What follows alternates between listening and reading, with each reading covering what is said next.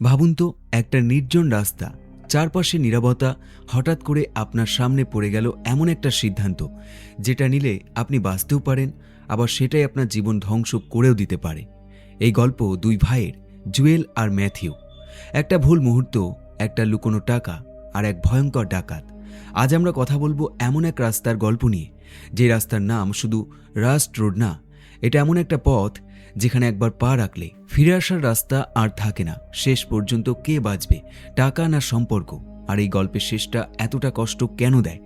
চলুন শুরু করা যাক আজকের এই মুভির এক্সপ্লেনেশন। মুভির নাম রাস্ট রোড। সাল 1881, সাউথ আফ্রিকা। এক বর্ষার রাতে বাইরে কাদামাটি থেকে একজন মানুষ উঠে আসে। তার শরীরে কোনো জামা কাপড় নেই। সেই মানুষটি হাঁটতে হাঁটতে একটি বাড়িতে যায়, যেখানে ঠিক একই রকম দেখতে একজন মানুষ জামা কাপড় পরে খাবার খাচ্ছিল। এবং অদ্ভুত ব্যাপার, দুজনকে দেখতে একই রকম এবং দুজনের নাম একই, আর সেটা হলো হাইম পটার। জামা কাপড় পরে থাকা ব্যক্তি তাকে জিজ্ঞাসা করে, তুমি কি এখানে আমাকে মারতে এসছো? এর উত্তরে সেই উলঙ্গ ব্যক্তিটি জানায়, তুমি যদি আমাকে গুলি মারতে চাও তবে মারতে পারো, কারণ তুমি কোনো মানুষ না, তুমি আসলে একটা মাংসের টুকরো। মানুষটি সত্যি সত্যি গুলি চালিয়ে দেয়। এমনকি এই পর্যন্ত নয়, সে বন্দুকের মাথায় থাকা ধারালো চাকু দিয়ে তার পেটে আঘাত করে এবং একটার সময় মানুষটির মৃত্যু হয়ে যায়। সে সেই বর্ষার রাতেই মৃতদেহটা একটি গর্তে চাপা দিয়ে দেয়। মুভি সিন এখান থেকে পরিবর্তন হয় এবং দুজন ভাইকে দেখানো হয়, যাদের একজনের নাম জুয়েল এবং অন্যজন ম্যাথিউ। এরা দুজনই শিকারী এবং এবার তারা শিকার করতে বেরিয়ে একটি হরিণ শিকার করে। একই সময় রাস্ট ব্যাংকে তিনজন ডাকাত ডাকাতি করতে যায়। তারা সবার প্রথমে মুখে মাস্ক লাগায় এবং ব্যাংকে প্রবেশ করে। তাদের হাতে বন্দুক ছিল, যেগুলো দেখে ব্যাংকের এমপ্লয়ি হইচই শুরু করে দেয়।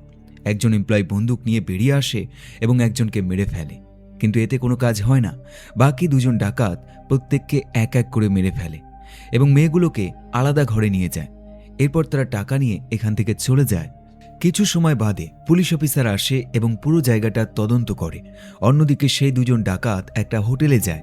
তারা তাদের টাকা নিয়ে সেখানে আশ্রয় নেয় এবং তারা যে রুমে আশ্রয় নেয় ঠিক তার পাশের রুমেই সেই দুই ভাই আশ্রয় নেয়, যারা আসলে শিকারী। এখন সেই ডাকাতগুলো সেই ঘরে বসে জোরে জোরে টিভি চালাতে শুরু করে দেয়। সেই দুই ভাইয়ের একজন বেরিয়ে আসে এবং তাদেরকে টিভির আওয়াজ কমাতে বলে। এতে সেই ডাকাতের একজন রেগে যায়। সে কথা মতো আওয়াজ কমিয়ে দেয়, কিন্তু তার মনে একটা রাগ তৈরি হয়। পরের দিন সকাল হতে এই দুজন ডাকাত তাদের ব্যাগপত্র নিয়ে এই হোটেল ছেড়ে বেরিয়ে যায়।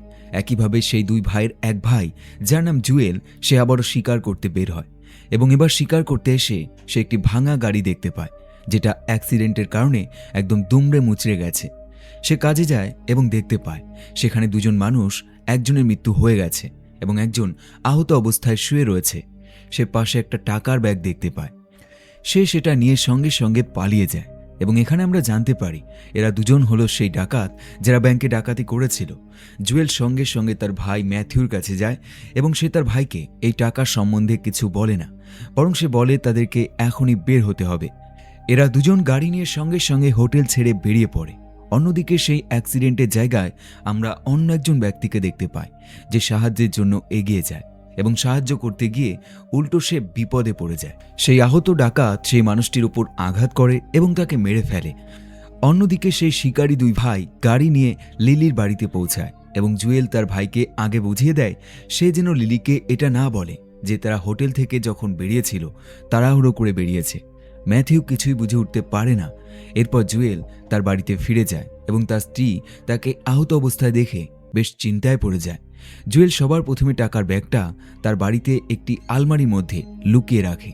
এদিকে পুলিশ স্টেশনে সেই মৃত্যুর খবর পৌঁছে যায়। পুলিশ অফিসার সেই জায়গায় পৌঁছায় এবং পুরো জায়গাটা ভালোভাবে তদন্ত করে। তারা একটা মৃতদেহ দেখে একটা জিনিস বুঝতে পারে যে ব্যাংক ডাকাতি করা সেই ছেলেটিকে তারা খুঁজে পেয়েছে, কিন্তু দ্বিতীয় মৃতদেহটা তাদের কাছে অচেনা। ম্যাথিউ জুয়েলকে প্রশ্ন করে সেদিন সে তাড়াহুড়ো করে বাড়ি থেকে কেন ফিরল এবং বিশেষ করে লিলিকে সে এই ব্যাপারে কেন জানাতে মানা করেছে, কিন্তু জুয়েল তাকে এই ব্যাপারে কিছুই বলে না। এমনকি তার কাছে একটা ব্যাগ আছে সেটাও সে জানায় না। রাত হলে জুয়েল খুব চিন্তায় থাকে, শুধুমাত্র সেই ব্যাগ নিয়ে তার ঘুম আসে না এবং তার স্ত্রী তাকে এই ব্যাগের সম্বন্ধে জিজ্ঞাসা করে এবং অবশেষে সেই ব্যাগের ভেতরের টাকাগুলো তাকে দেখায়। কিন্তু সে তাকে এটা বলে না যে এই ব্যাগটা সে কোথায় পেয়েছে। তার স্ত্রী এটা নিয়ে চিন্তা করে যে এই টাকাগুলো যার, সে যদি খুঁজতে আসে তবে কি হবে। কিন্তু জুয়েলের পুরো বিশ্বাস কেউ খুঁজতে আসবে না, এই টাকা সম্পূর্ণ তাদের হয়ে গেছে। অন্যদিকে সেই বেঁচে যাওয়া ডাকাতকে দেখানো হয় যে হসপিটালে ভর্তি রয়েছে এবং তার জ্ঞান ফিরলে সে আস্তে আস্তে বেড থেকে উঠে আসে এবং চাকুর সাহায্যে তার রুমের বাইরে থাকা সিকিউরিটি গার্ডকে সে মেরে ফেলে। এরপর সিকিউরিটি গার্ডের পকেটে থাকা চাবির সাহায্যে তার হাতের লকটাও সে খুলে ফেলে এবং ফাইনালি সে নিজেকে মুক্ত করে ফেলে। কিন্তু তার শরীরে কোনো জামা কাপড় নেই, শুধুমাত্র হসপিটালের ড্রেস রয়েছে। তাই সে সিকিউরিটি গার্ডের ড্রেস এমনকি জুতোটাও সে নিয়ে নেয়। এক সকালে ম্যাথিউ এবং জুয়েল কথা বলছিল এবং এখানে ম্যাথিউ জুয়েলকে জানায় যে সে যশকে বাইরে ঘুরতে নিয়ে যেতে চায়, কারণ ইতিমধ্যে সে তাকে দেখেছে তার মন ভালো নেই। তার মতে এই ভ্রমণটা অনেকটা বাবা ছেলের ভ্রমণের মতো হবে। আসলে যশ জুয়েলের ছেলে হয়, কিন্তু জুয়েল তার ভাইয়ের জন্য চিন্তা করে। আর এটা দেখে ম্যাথিউ খানিকটা অবাক হয়। তার মতে সে এখন অনেক বড় হয়ে গেছে, তাই চিন্তা করার কোনো কারণ নেই। একই সময় তারা টিভিতে একটা খবর দেখতে পায়, আর এই খবরটা হলো সেই ব্যাংক ডাকাতির। দেখা মাত্র জুয়েল সঙ্গে সঙ্গে এখান থেকে বেরিয়ে যায়। অন্যদিকে সেই ডাকাত হসপিটাল থেকে বেরিয়ে সোজা হোটেলে যায় এবং সেখানকার রিসেপশনিস্টকে সে জিজ্ঞাসা করে তার ব্যাগের সম্পর্কে, যেটা অলরেডি হারিয়ে গেছে, কিন্তু সে কিছুই বলতে পারে না। এরপর সে এখান থেকে রবিনসন নামের এক ব্যক্তির ঠিকানা নেয়।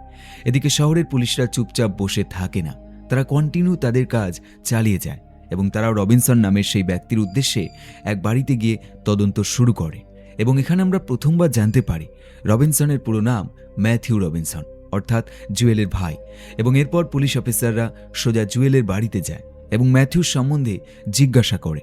জুয়েল তাদেরকে জানায় তার ভাই এখানে থাকে না, কিন্তু পুলিশরা তার ঘরটা তদন্ত করতে চায়।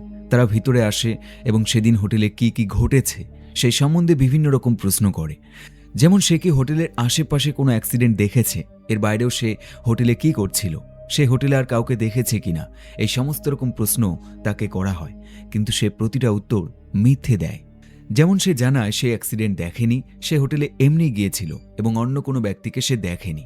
পুলিশের মতে একটি মৃত হরিণকে সেই অ্যাক্সিডেন্টের পাশে পড়ে থাকতে দেখা গেছে এবং তার মৃত্যুর কোনো গুলিতে হয়নি, বরং অ্যাক্সিডেন্টের কারণে হয়েছে। পুলিশ তাকে জিজ্ঞাসা করে সে কোনো শিকারী কিনা। জুয়েল জানায় সে মাঝে মাঝে শিকার করে থাকে এবং তার কাছে একটা বন্দুক আছে। পুলিশ বন্দুকটা চেক করে এবং তারা দেখতে পায় এই বন্দুকের যে গুলি সেই একই গুলি সেখানে পড়ে থাকতে দেখা গেছে। তাদের সন্দেহ আরও গভীর হয়। তারা তার ভাইয়ের নাম্বারটাও লিখে নেয় এবং এখান থেকে বেরিয়ে যায়। এরপর এই দুজন পুলিশ ম্যাথিউ রবিনসনের বাড়িতে যায় এবং ফোন করতে শুরু করে। তারা লক্ষ্য করে ভিতরে রিং হচ্ছে, কিন্তু কেউ কোনো রেসপন্স করছে না। তাদের অনুমান ঘরে কেউ নেই। দুজন পুলিশ হতাশ হয়ে এখান থেকে চলে যায়। অন্যদিকে জুয়েল তার ভাইকে কন্টিনিউ কল করতে থাকে। তার মাথায় এক চিন্তা, কারণ সে সত্যিটা জানে এবং সে যা বলেছে সবই মিথ্যে। এদিকে পুলিশরা ভালোভাবে বুঝতে পারে যে জুয়েল তাদেরকে মিথ্যে বলেছে, কিন্তু সত্যিটা আসলে কি সেটা এখনও তাদের কাছে অজানা। রাত হলে ম্যাথিউ রবিনসনের সাথে দুজন ছেলে দেখা করতে আসে। এরা দুজন তার কাছে অনেক টাকা পায় এবং দীর্ঘ সময় হয়ে গেছে সে কোনো পেমেন্ট করেনি।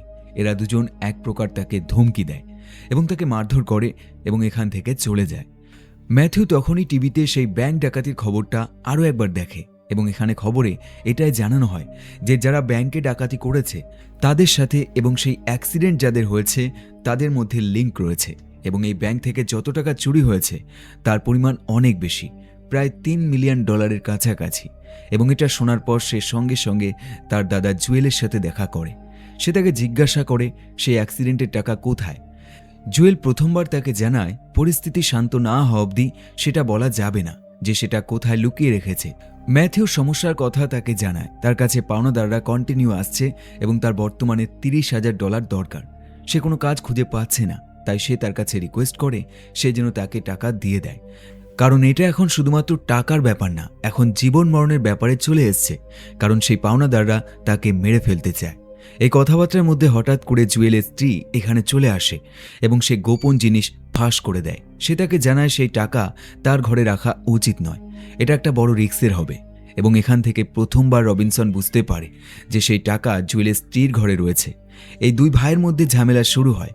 ম্যাথিউর অভিযোগ আজ পর্যন্ত যত গোপন কথা সে জানত সবকিছুই সে গোপন রেখেছে, কিন্তু এই কথাটা সে তাকে কেন জানায়নি। এখন এই কথাবার্তার মধ্যে হঠাৎ করে যশ এখানে বন্দুক নিয়ে চলে আসে এবং তার মতে তার আঙ্কেল ম্যাথিউ একজন খারাপ মানুষ এবং সে তাকে গুলি করে মেরে ফেলতে চায়। এই দৃশ্য দেখার পর ম্যাথিউর মন আরও ভেঙে যায়। ম্যাথিউ তার প্রেমিকা লিলির কাছে ফিরে আসে এবং তাকেও সে টাকার সম্বন্ধে জানায়। রাত হলে জুয়েল সেই টাকার ব্যাগটা মাটিতে পুঁতে রাখে। পরের দিন সকাল হলে লিলি সুজেনের বাড়িতে আসে এবং তার কাছে টাকা চাইতে আসে। সে জানায় জুয়েলের কাছে যে ব্যাগটা রয়েছে এবং তার মধ্যে যার টাকা রয়েছে তার অর্ধেকটা ম্যাথিউর, এবং সে যদি এই টাকা শেয়ার না করে তবে সে পুলিশকে ডেকে নিয়ে আসবে। সুজেন তার উপর খুব রেগে যায়। তার মতে সে ম্যাথিউর প্রেমিকা এবং ম্যাথিউ যখন সমস্যায় থাকে তখন তাকে খুঁজে পাওয়া যায় না, এবং এখন টাকার ব্যাপারে সে এখানে চলে এসছে। কিন্তু লিলি তার কথা চেঞ্জ করে না। এরপর সে এখান থেকে চলে যায়। অন্যদিকে সেই ডাকাত রেস্টুরেন্টে গিয়ে পেট ভরে খেতে শুরু করে দেয়। সকাল হলে জুয়েল তার ভাইয়ের কাছে জানতে চায় যে কার কাছে ধার করেছে এবং কত টাকা রয়েছে। ম্যাথিউ কথা মতো সবকিছুই বলে দেয় এবং এই সবকিছু জানার পর সে কথা দেয় সে তাকে টাকা দেবে যাতে সে তার লোন শোধ করতে পারে। রাত হলে সেই ডাকাত তার পার্টনারকে সাথে নিয়ে জুয়েলের বাড়িতে চলে আসে এবং জুয়েলকে প্রশ্ন করে সেই টাকা কোথায়। জুয়েল তাদের হাতে বন্দুক দেখে তাদের কথা মতো কাজ করে। সে ডাকাতকে গাড়ি করে সেই লোকেশনের উদ্দেশ্যে যাত্রা শুরু করে যেখানে সে ব্যাগটা পুঁতে রেখেছে। কিন্তু মাঝ রাস্তায় সেই ডাকাত তাকে বলে সে কেন তাকে মারল না। প্রথম দেখাতেই তার উচিত ছিল তাকে মেরে ফেলা, কারণ তার যে পার্টনার রয়েছে সে তার বাড়িতে রয়েছে এবং সে চাইলে তার ছেলে এবং তার স্ত্রীর সাথে যা খুশি করতে পারে, এমনকি তাদেরকে মেরে ফেলতেও পারে। জুয়েল এমন কথা শুনে সে নিজেকে আর ঠিক রাখতে পারে না। সে গাড়ি উল্টোপাল্টা চালাতে শুরু করে দেয় এবং একটা সময় একটা বড়সড় অ্যাক্সিডেন্ট হয়। এই অ্যাক্সিডেন্টে জুয়েল খুব খারাপভাবে আহত হয় এবং তার চেয়েও বেশি আহত হয় সেই ডাকাত। কিছু সময় বাদে দুজনে উঠে পড়ে এবং একে অপরের সাথে মারপিট শুরু করে দেয়। জুয়েল ডাকাতের হাত থেকে বাঁচার জন্য সে কিছু সময়ের জন্য লুকিয়ে পড়ে এবং কিছু সময় বাদে সে আবারও ফিরে আসে এবং তাকে পিছন থেকে অ্যাটাক করে, তার গলা চেপে ধরে এবং তাকে মেরে ফেলে। জুয়েল এখন বাড়িতে ফিরতে চায় কিন্তু তার গাড়িটা সম্পূর্ণ নষ্ট হয়ে গেছে। সে অন্য গাড়ি খুঁজতে শুরু করে কিন্তু এই মধ্যরাতে নতুন গাড়ি খুঁজে পাওয়া সেটা অসম্ভব। তাই সে পায়ে হেঁটে বাড়ির পথে যাত্রা শুরু করে। সকাল হলে ম্যাথিউ জুয়েলের বাড়িতে যায়, কিন্তু যেই মাত্র সেই দরজা খোলে ভিতরে ঢোকে, ভিতর থেকে সেই ডাকাতের পার্টনার চাকু নিয়ে বেরিয়ে আসে এবং তার পেটে আঘাত করে। আহত ম্যাথিউ প্রথমবার দেখতে পায় ঘরে সুজেনকে দড়ি দিয়ে বেঁধে রাখা হয়েছে এবং এখানে জুয়েল নেই। কিছু সময় বাদে জুয়েল ফিরে আসে এবং সে গুলি করে সেই ডাকাতের পার্টনারকে মেরে ফেলে, কিন্তু ততক্ষণে অনেক দেরি হয়ে গেছে। তার ভাই আর বেঁচে নেই, সে মরে গেছে। জুয়েল কাঁদতে শুরু করে এবং সে তার স্ত্রীকে জড়িয়ে ধরে। এরপর সে পুলিশের কাছে স্যারেন্ডার করে দেয় এবং পুলিশ সেই লোকেশনে যায় যেখানে টাকার ব্যাগটা সে পুঁতে রেখেছিল। তারা টাকার ব্যাগটা বের করে নেয় আর এই মুভিটা এখানেই শেষ হয়ে যায়।